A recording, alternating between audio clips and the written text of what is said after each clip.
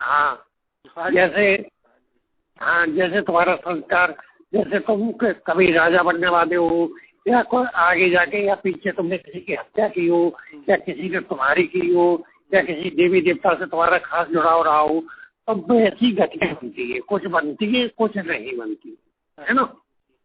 हाँ ऐसे बनती है।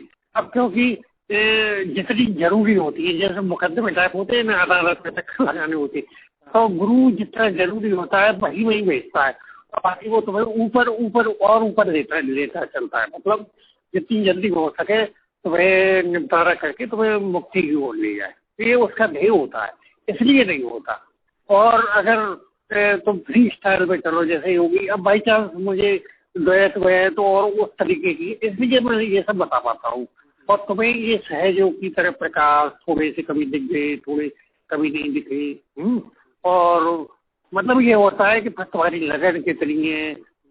जैसे जैसे एक बार कोशिश करके तुमने देख लिया और तुम्हारी लगन है तो बिछड़ भी कर सकते हो, ऐसा भी नहीं करो भाई। मैं वही कह रहा हूँ कि फिर वो तुम्हारे अंदर पात्रता पैदा हो जाएगी, है ना।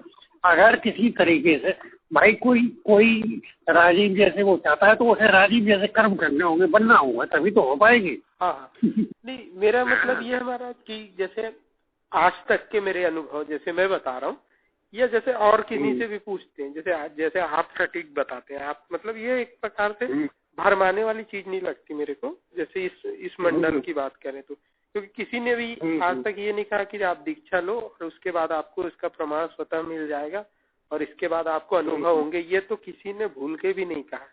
बस उनने ये कहा है ये मंत्र है, ये है, आप जपते जाओ, उसके बाद सब पेंडिंग चीज मतलब फ्यूचर पे है, मतलब वो मिलेगा मिलेगा कि नहीं, ये भी कोई प्रमाणिक।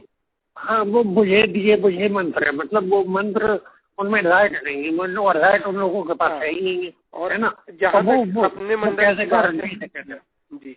इसमें आपने पहले ही हर जगह ये स्पष्ट बताया कि अगर सच्ची दीक्षा आदमी की होती है तो उसको थर्ड आई खुल जाती है और उसको दीक्षा 6 महीने बाद अनुभव जरूर होता है ना। तो मतलब मेरा यही है कि हम लोग जैसे हैं आम आदमी, क्योंकि हम लोगों को कुछ भी आज तक नहीं देखा ना, तो हम लोग को जिज्ञासा ये होती है कि कुछ तो दिखे, एक लाइट ही सही, एक गंदा सा आसमान ही सही, या कुछ भी उड़ते ही सही, मतलब मतलब कोई भी ऐसा अलौकिक अनुभव हो जाए, इतने आपके लेवल पे नहीं सही तो कम से कम एक आकाश दिख जाए। नहीं, वो तो होते हैं, बहुत ज्यादा होते हैं। और ज्यादातर जैसे तुम जो बात कर रहे हो ना लोगों की, तो ये जब संस्कार करते हैं तो संस्कार में तुम विभिन्न लोगों में बिना प्रयास के जाते हो, है ना, क्योंकि बहुत संस्कार कटे। अब जैसे जो अदालत में मतलब अदालतों में ले जाया जाता है, जेलों में, ये तो भाई एक तरीके के मुकदमे है। तो तुम्हें कोई वो तुम्हें गाड़ी में बस में टिकट खरीदनी पड़ती हो, तो मैं पकड़ा भरा ले गई हो मैं कोई खर्च करना पड़ता है, तो ऐसे ही बिना प्रयास तुम जाती हो। हाँ है ना, मैं यही कहना, क्योंकि महाराज जी जैसे जितने भी लोगों से मैं मिलता हूँ, जैसे मैं तो इसमें खैर बहुत रुचि, आपके ब्लॉग से जुड़ने के बाद मुझे बहुत बड़ा रास्ता मिल गया, और आपसे बात करने के बाद तो लगभग सारी चीजें खत्म हो गई। बस अब उसमें यही है कि मेरे को अब अनुभव चाहिए। तो जैसे और लोगों की, जैसे मैं आज देखता हूँ ये बात वो बात दुनिया भर की बात करते हैं, अब तो मेरा किसी तरफ रुझान ही खत्म हो गया, मतलब क्योंकि आपकी ये सारी चीजें सुनने के बाद मेरे को सब ऐसा लगता है ये सब करके भी क्या फायदा मिलने वाला।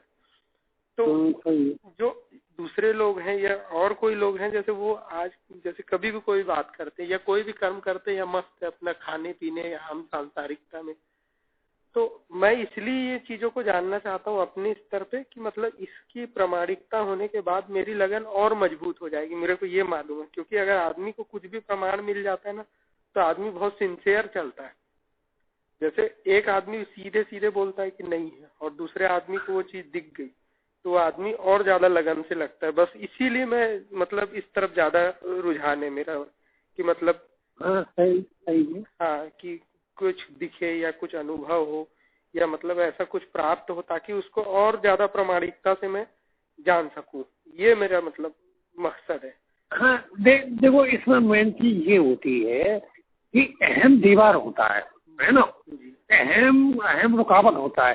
तो जो बिल्कुल ही जो कूड़ मगज है, जो बिल्कुल पत्थर बुद्धि के हैं, मतलब जिनको कुछ भी नहीं होता, तो मैं उनसे कहता हूँ कि फिर मेरे पास ऐसा नहीं, तुम्हारे लिए एक चारा है, तुम आ जाओ महीना 2 महीने के लिए आश्रम में आ जाओ और मैं तुमसे रगड़ के सेवा करवाऊंगा।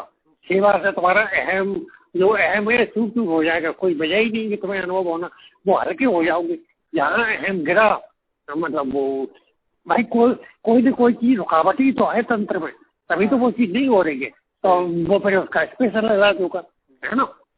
क्योंकि सिर्फ मैंने इतना देखा महाराज कि आज के समय में कोई मतलब प्रमाण लेके चलने वाला नहीं। जैसे ये मान लीजिए भागवत में बैठ गया, हाँ उनने कथा सुनी, ये कथा हुई गोकुल में, फलाना हुआ, ये हुआ, लेकिन उस बात की प्रामाणिकता को जांचने की कोई थ्योरी भी नहीं है उनके पास, कोई भी नहीं।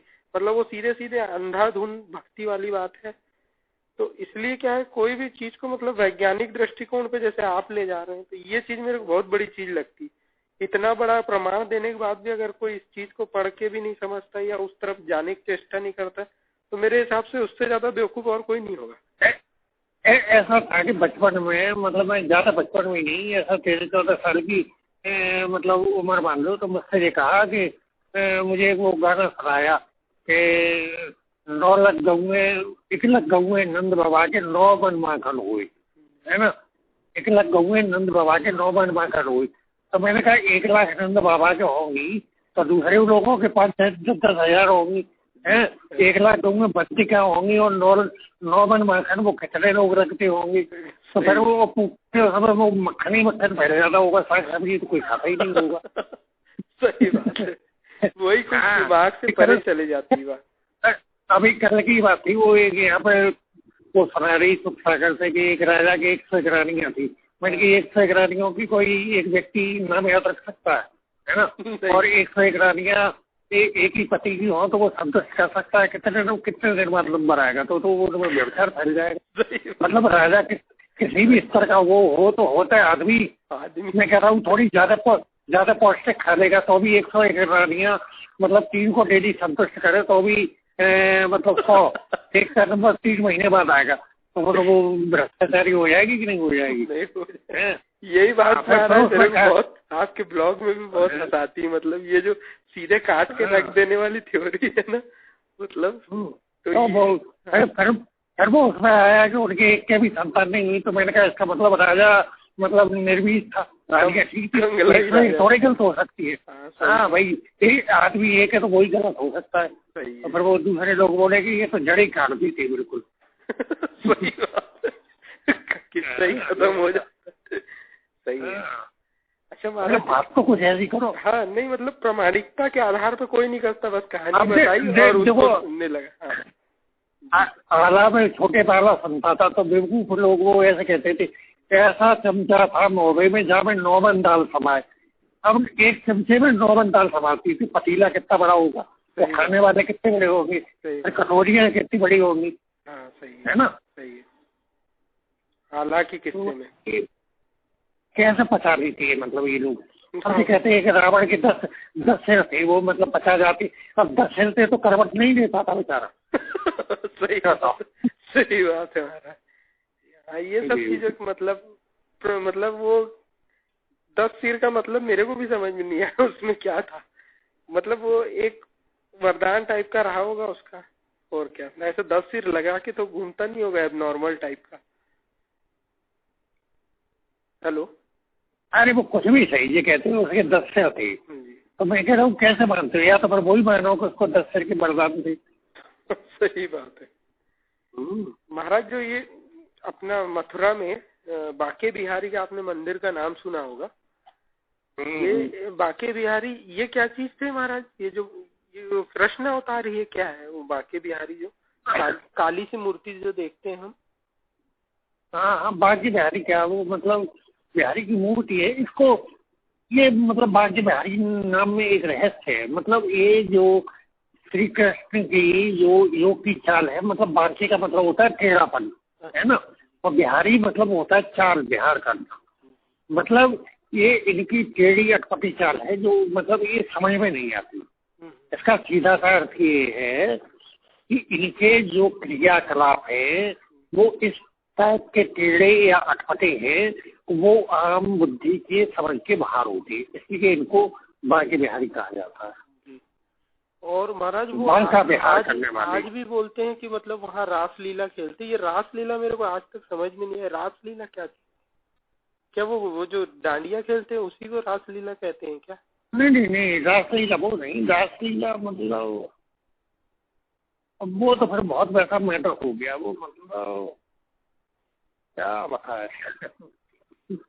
मतलब ये क्या कोई भोग वोग वाली चीज थी, क्या था? मतलब आज तक क्लियर नहीं हो पाया मतलब वो चीज, ये नहीं, वो सत्य तो है। हाँ। नहीं सर, वो सत्य तो है, पर वो बहुत ज्यादा अलौकिक उसमें चला जाता है, मतलब वो क्या बताया जाए, वो बहुत विस्तार है। वो रामायण में एक चौपाई आती है ना, नाम रूप दो अखत सुनो ताते अखत कहानी समझ सुखद न जात बखानी, है ना।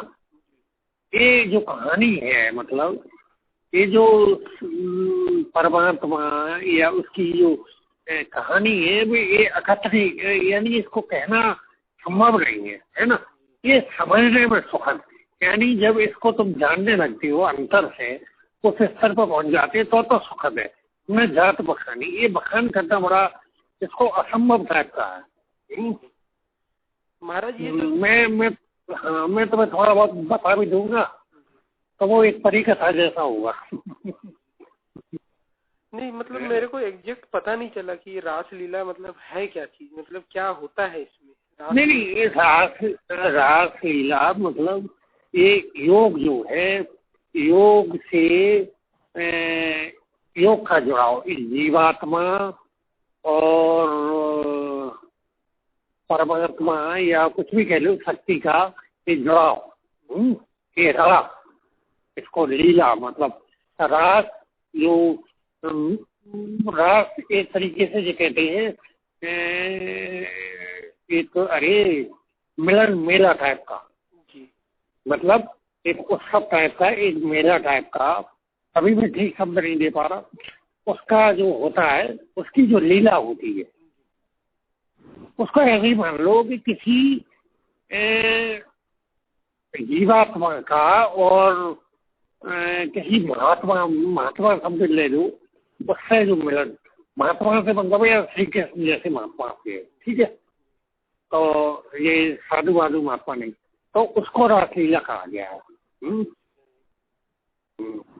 महाराज ये जैसे अपने इसमें आपने बताया था कि जो तुलसीदास हैं उनको भी मतलब आत्मज्ञान था, ये तो इन्होंने रामायण की रचना मतलब ये वाला क्यों किया, मतलब एक राम की कथा वगैरह ये लिखने की तुलसीदास पे जी। हाँ, तो मैंने इसका आंसर दिया तो है कि मतलब जो तुलसी है, तुलसी की पत्नी रत्नाबाई थी, तो उन्होंने फटकार दिया, तो ये चतुर्मुख वगैरह पहने एक संत मिले पहले। नहीं, मैं पूछना क्या चाह रहा हूँ महाराज, वो समझिए, मैं ये पूछना चाह रहा था आपसे कि मतलब जैसे तुलसीदास को आत्मज्ञान हुआ था, उनको रामायण की रचना करने की क्या आवश्यकता पड़ी? मैं ये सीधा प्रश्न है मतलब। अरे मैं ये कह रहा हूँ कि इनको आत्मज्ञान बाद में हुआ है, पहले वे डेथ में चले किसी जो पहले इनको साधु मिला है कोई गुरु, तो उसने कहा कि दशरथ की राम की कथा देखो, तो उन्होंने लिखी, तो फिर बोले तुमने तो कहा था कि शांति मिलेगी, शांति क्यों नहीं मिली? तब उन्होंने कहा मध्य प्रदेश वगैरह में एक वो संत है, उनसे जाओ, वो तब आत्मज्ञान देंगे। तब इन्होंने ये उत्तरकांड वगैरह लिखा था, मतलब जो आत्मज्ञान जिसमें लिखा है, तब आत्मज्ञान की चौपाई है, तब इनको मतलब थोड़ा बोध हुआ, फिर मतलब इसी के लिखा है ना। हाँ, क्योंकि वो तो प्रचलित उनकी रामचरितमानस ही है तुलसीदास की, तो वो सीधा पता चलता है कि वो काल पुरुष की भक्ति में वो थे। तो मेरे को वही समझ में नहीं आया था, मैं बोला इनको आत्मज्ञान कब हो गया था, जैसे ये मेरे मतलब क्वेश्चन था। और जैसे अरे वो हाँ, वो भी बात ठीक है। देखो ये सब बात वहीं आ जाती है कि ये आज के बारे में महाराज मेरे को डाउट नहीं, बात सुनो, ये सीना बसीना ज्ञान है ना। ये मैं तुमको जैसे बता रहा हूँ, बहुत डिटेल में बता देता हूँ। अगर देखा जाए तो इतना मैंने कहीं ब्लॉग में नहीं खोला, है ना, एक दो लाइन बता के, और जैसे तुम्हें बता देता हूँ, ये सीना बसीना है, मतलब ये खोला जाने वाला ज्ञान नहीं। तो वही चीज उन्होंने की है, जितनी भी धार्मिक ग्रंथ लिखे गए हैं, तो वो थोड़ी सी झलक दिखा के उसको मतलब वॉकआउट कर गए, मतलब वहां से तो वो कुछ घुमा गए, ताकि मतलब तुम संतों के पास जाओ, जिज्ञासा रखो, उसमें ढूंढो, क्यों कहते हो नहीं बताया, है ना। हाँ भाई ये जैसे कि वो उसको खोल भी सकते थे। अब जैसे बहुत लोगों को लगता है कि मैंने खोल दिया, तो मैंने परिस्थिति बस खोला। जैसे कबीर लीला शब्द थे तो गोरख ये बहुत उल्टी सीधे पूजा पाखंड तो फैले हुए थे, तो कबीर ने लीला करी। तो आजकल जैसे ये सदगुरु तबा मधु परमहंस जैसे वो उसी चीज को लेकर पाखंड कर रहे, तब मुझे खोलना पड़ा, नहीं मुझे कोई आवश्यकता थी। मान लो सीधे सीधे जीव चेताने को मिले, सीधे सीधे जीव चेतते रहे, तो मैं काय को इतनी बातें करूँ, है ना। उन बातों को याद थोड़े भाई, मेन चीज वही है कि तुम्हें उपदेश ज्ञान दे दिया जाए और फिर तुम नाम जप वगैरह करो। क्योंकि महाराज जी देखिए, इन 3 से 4 पात्र जो हैं मेरी नजर में, ये बहुत कंफ्यूज करते हैं। जैसे देखिए, एक तुलसीदास हुए, फिर तुलसीदास को राम का प्रबल भक्त मानते हैं, आपके मीरा जी है जो उनको कृष्ण का जानते हैं लोग, नानक जो बोलते हैं एक सत्य नाम वो एको ओमकार, ऐसा वो कहते हैं। हनुमान जी को भी राम भक्त के रूप में लोग ज्यादा जानते हैं। अब ये बात अलग है वो किस राम की बात कर रहे हैं, लेकिन बेसिक राम इसी रामायण कांड के कारण उनको राम से ही जोड़ा जाता है।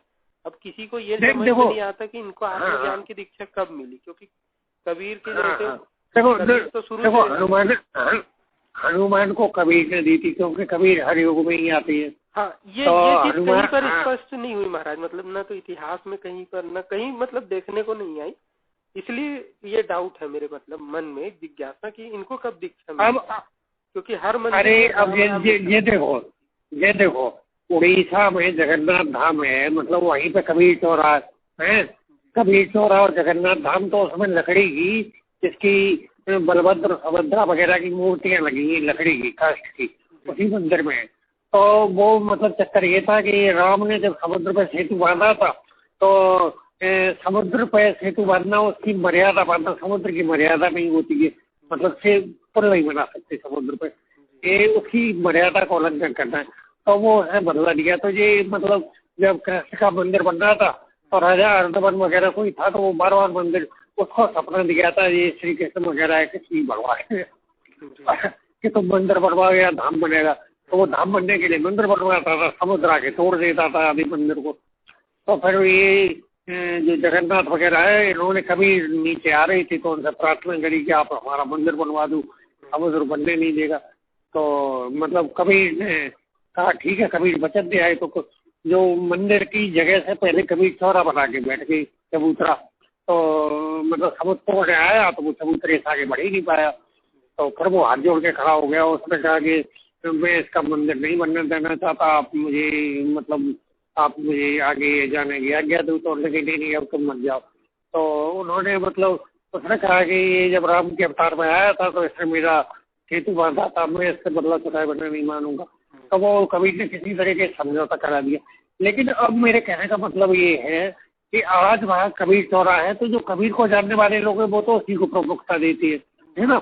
लेकिन आज बहुत से लोग वहाँ जाते होंगे जगन्नाथ वगैरह, तो वो सोचते होंगे कि कबीर जगन्नाथ की पूजा अर्चना करते होंगे तो कबीर ने यहाँ बना दिया होगा। बहुत सी ऐसी भी कार्य प्रचलित कर देते हैं। अब ये जानते नहीं कि जब जगन्नाथ जैसे वहाँ पानी भरती है, कबीर के यहाँ पानी भरने की भी ड्यूटी थी, झाड़ू वाड़ू पोछा वोछा करते रहो, है ना। सही बात है। तो हाँ, तो मतलब वो तो भाई वैद का प्रसार होता है यहाँ पर। अब जो जड़ भरत राजा था, मतलब उसकी बलि दी गई, बहुत लंबी कहानी है। तो वो काली प्रकट हो गई, तो काली ने ये शब्द कहा था कि मूर्ख राजा तू ये क्या कर रहा है, तू जानता नहीं ये कौन है, और तेरा तो पता नहीं क्या होगा, मैं और साथन में चली जाऊंगी, बल दे रहा है बेवकूफ कहेगा। तो हाथ पकड़ लिया था उसने। तो ये बात इनको पुराणों वालों को और जो कहानी जड़ भरती की थी तो उनको हजम नहीं हुई, है ना। तो उन्होंने कहा कि वो काली प्रकट हो गई और उन्होंने कहा ये मेरा पुत्र है, तू इसको मार रहा है, मैं इसको बचा लूँ, उल्टा मतलब, है ना। हाँ, और जैसे रहदास को वो कंचन दिया था जो मनचंगा तो कठौती गंगा, तो वो गंगा ने ये कहा था कि ये ले जाके प्रभु को मेरी तरफ से दे देना, है ना। अब जहाँ वो लिखी तो पढ़ने वालों ने सोचा अरे कहाँ रहदास समार वो साधु और कहाँ गंगा मैया देवी, तो उनको हजम नहीं हुई बात। तो उन्होंने कहा लिखने वाले चुप हो गई। तो उन्होंने ऐसे लिखा कि मतलब गंगा ने कहा कि ये मेरे पुत्र रहदास को दे देना। अब जबकि वो गंगा बंगा जैसे ही वो रहता है आगे नाच गाना करके मनोरंजन करे बेचारी, वो गंगा मेरे ही आगे भागेगी डर के मारे, तो रहता तो है ना। तो इनको हजम नहीं होता, मतलब ये जो संत होते हैं ये तुम्हारे ब्रह्मा विष्णु महेश वगैरह, ये इनको झुक के नमस्कार करती है। कहीं भी देख लो तुम, सीरियल पुराणों वगैरह वर्णन आता है, ये बड़े नहीं है। ये तो अब वो मतलब पब्लिक को हजम नहीं होती वो बात। वो ये देखते हैं कि ये छोटे स्तर के साधु सन्यासी इनके मतलब, अब उनने सभी साधु एक ही भाव में तोल दिए। उनने कहा ये साधु मतलब इनकी पाँव झाड़ करते तो सभी करते होंगे, भगवान बड़े है, कैसे उनकी अब चेतन में चाहिए एक धारणा बैठ गई है। उसको बदलना नहीं चाहते, समझना नहीं चाहते। नहीं समझे कि कैसे वो बहुत टाइम से चली आ रही है, वो किसी की समझ में आ पाती है। महाराज जैसे ये विष्णु है, विष्णु और मतलब जैसे ये जो 4 हाथ में जो दिखाते हैं वो, और चक्र है उनके हाथ में, क्या इनका रूप वैसा ही है जो 4 हाथ में दिखाते हैं और उसी टाइप के? हाँ, नहीं रूप तो जो वर्णन है ये जैसे कुंडली चक्र वगैरह ने इनके रूप रंग और जो भी वेशभूषा वगैरह का वर्णन किया है वो मतलब देख के बताया है, बताने के अनुसार पे इनके चित्र बनाए गए, ऐसे ही है उनके प्रतीक है। वाकई में शेषनाग वगैरह पे ही शयन करते हैं? हाँ शेषनाग वगैरह पे। तो अरे मैंने विष्णु बार देखा है। हाँ मतलब वही मतलब ये सब वैसा ही है जी। मतलब काफी सुंदर दिखते हैं महाराज, क्या मैं ये जानना चाहता हूँ। आम देवी देवता सुंदर क्या मतलब जो दिव्य बॉडी होती है उसकी एक छटा अलग होती है ना। अब जैसे अपने यहाँ बहुत से अंग्रेज आजकल तो बच्चे ऐसे पैदा हो रहे हैं, मतलब एकदम गुड़िया गुड्डा जैसे सफेद, मतलब अकलपटी बच्चे पैदा हो रहे हैं। कहाँ हमारे जमाने में वो काले भाले ऐसे देखे जैसे, आजकल तो हिंदुस्तानियों के बच्चे बहुत सुंदर पैदा हो रहे हैं। और लड़के स्त्रियां पुरुष मतलब जो सुंदरता के प्रति जागरूकता है ये तो काफी मतलब वो, तो उनमें क्या होती है कि दिव्य छटा होती है। जैसे बॉडी कसी हुई, बॉडी के जो भी बॉडी या सुंदरता या लावणता के जो भी उच्चतम पैमाना है वो उनमें होती है। और मेन चीज क्या होती है कि वो स्थिर और स्थायी होती है, मतलब उनमें समय के अनुसार परिवर्तन नहीं आता, वो एकदम मतलब डाउन होती है। लास्ट में जब उसका टाइम आ जाता है वो चीज खत्म होने का, तब वो एकदम जाती है, न कि आज थोड़ी वैसी है आज थोड़ी वैसी, एक मतलब मानव देह की तरह बुढ़ापा टाइप नहीं आता। वैसी नहीं होती। महाराज ये बैकुंठ और स्वर्ग अलग अलग है क्या कि एक ही चीज का नाम है ये बैकुंठ और स्वर्ग?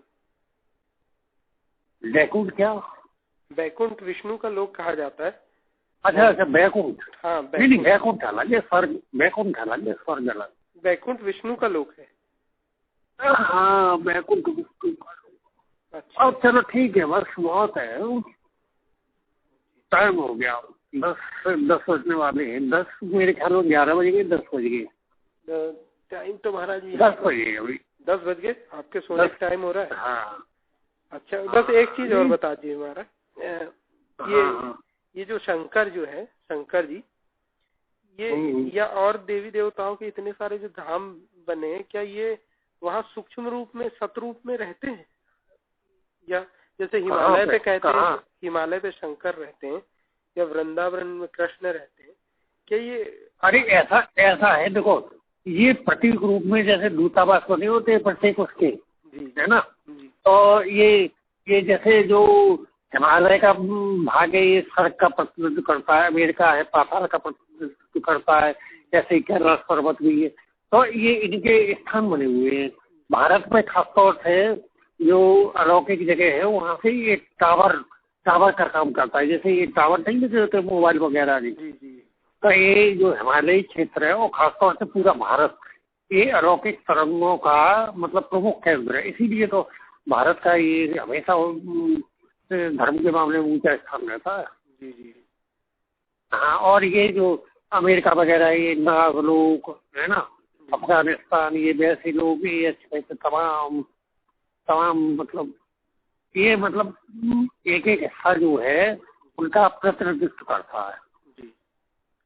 हाँ बस ये भारत से वो तरंगे जुड़ी है। लोग बोलते हैं कि मतलब हिमालय में कैलाश के निवासी शंकर ऐसा वैसा जो बोलते हैं कहावतों में या जो सुनते आ रहे हैं, बस यही जानना चाहता था कि मतलब ये वाकई में क्या वहाँ निवास करते हैं? जैसे हिमालय पे तो लोग आए दिन जाते ही रहते हैं।